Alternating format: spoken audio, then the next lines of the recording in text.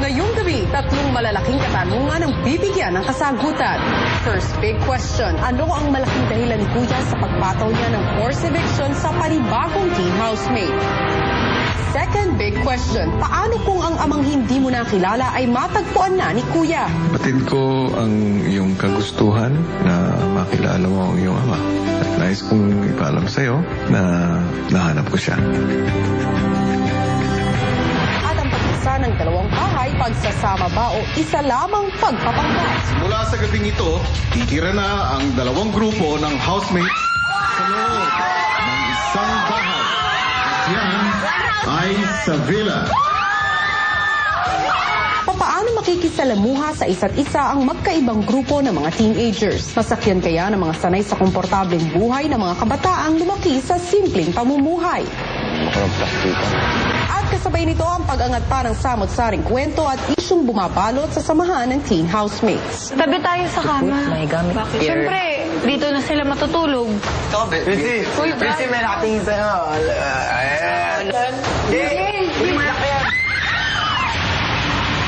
Lahat ng yan ngayong gabi, dito lang sa Pinoy Big Brother Teen Clash of 2010.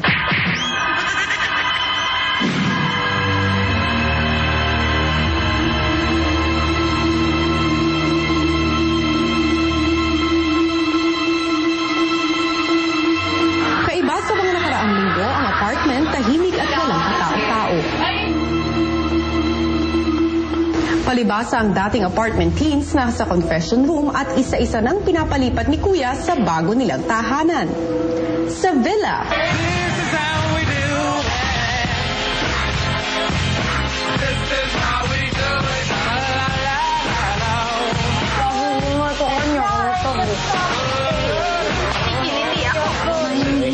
Oh, yan kami may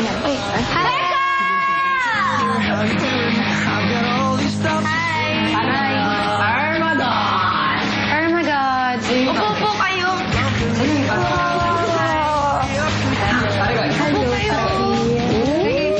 po, okay lang. Kaya na po, baka hindi na rin po. Kaya na.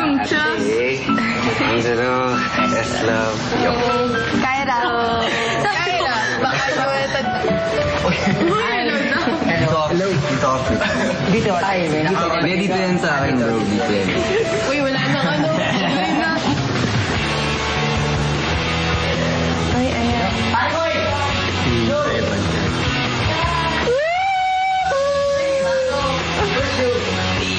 Iiwan sa... Hi, Angelo.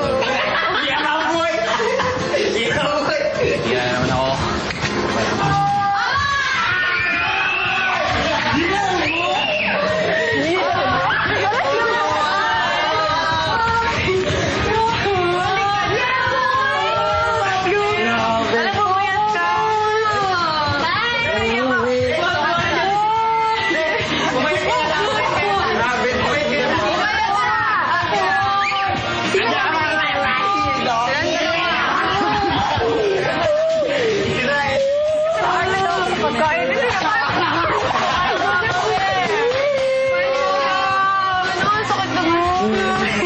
Alam mo, nag-graduate pa ito pa yung gabi.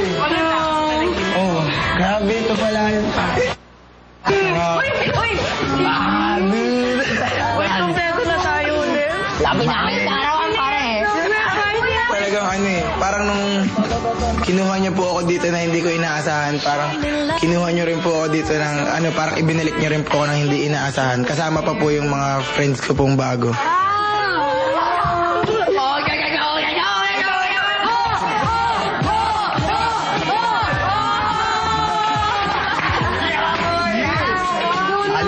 Lasa ng karne. Talagang kuya, para ako nabunutan ng troso sa dibdib, kuya. Yung bigat po, kahit nang humingiti ako, talaga naman po, alam niyo po na yung sa likod po ng mga patawa ko po, pangiti-ngiti ko po, talagang umiiyak pa rin po ako sa inyo po lagi. Kasi nga po, namimiss ko po sila, tas nasanay po ako sa pinagsamahan po namin.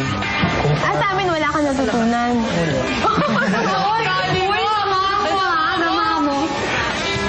Maaari nyo nang alisin ang takip. Ganun. Yes! Oh my God! Yeah!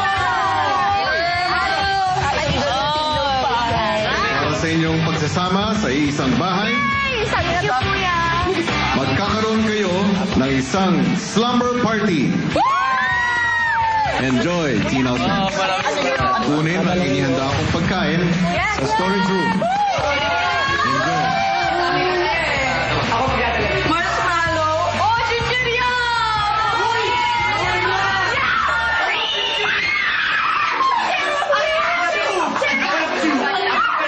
Si Joe agad na pinayuhan ng kaibigan si Slav tungkol sa pakikitungo sa mga bagong kasama. Pilitin mong mag-contribute kahit walang kwenta. Kahit walang kwenta, pare.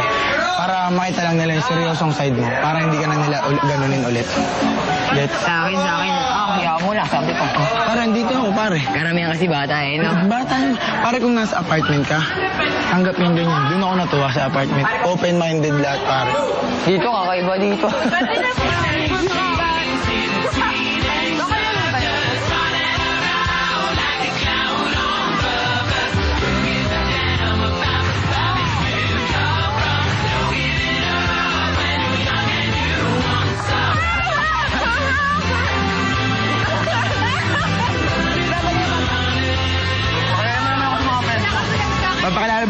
Papakilala ba kita sa mga friends mo? Oo, mga friends mo. By the way, Sien, Kaiser, Rebecca, my man Rebecca right there. Wala yun. Ito lang ito yung pangalan. Matikman ko yun. Anong pangalan nito? Si ano nga pala, si Trixie, pero tawagin mo na siya Charlie. Charmaine. O, sige.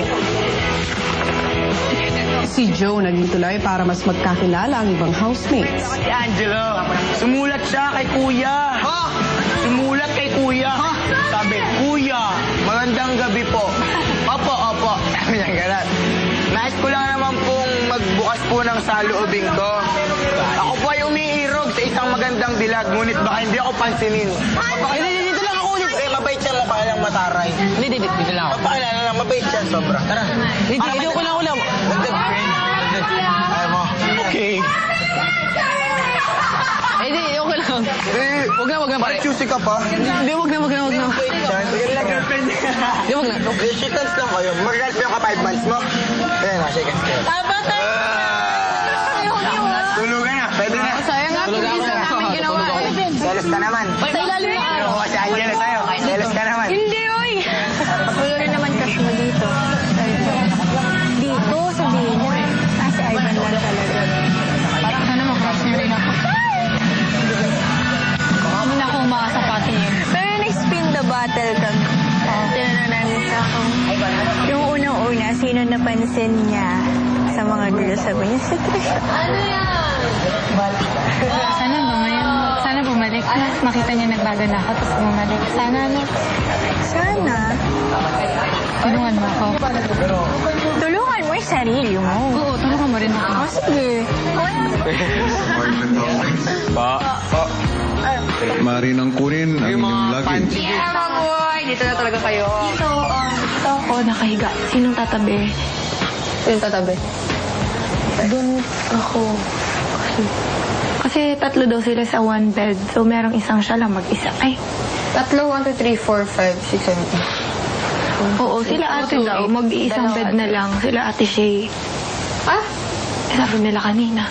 Kulay ba? Big brother. Kaya talaga, pre. Okay lang yan. 4 na beses, pre. Masanay na kayo. 4 times. 4 times a day. Can't wait to sleep tonight.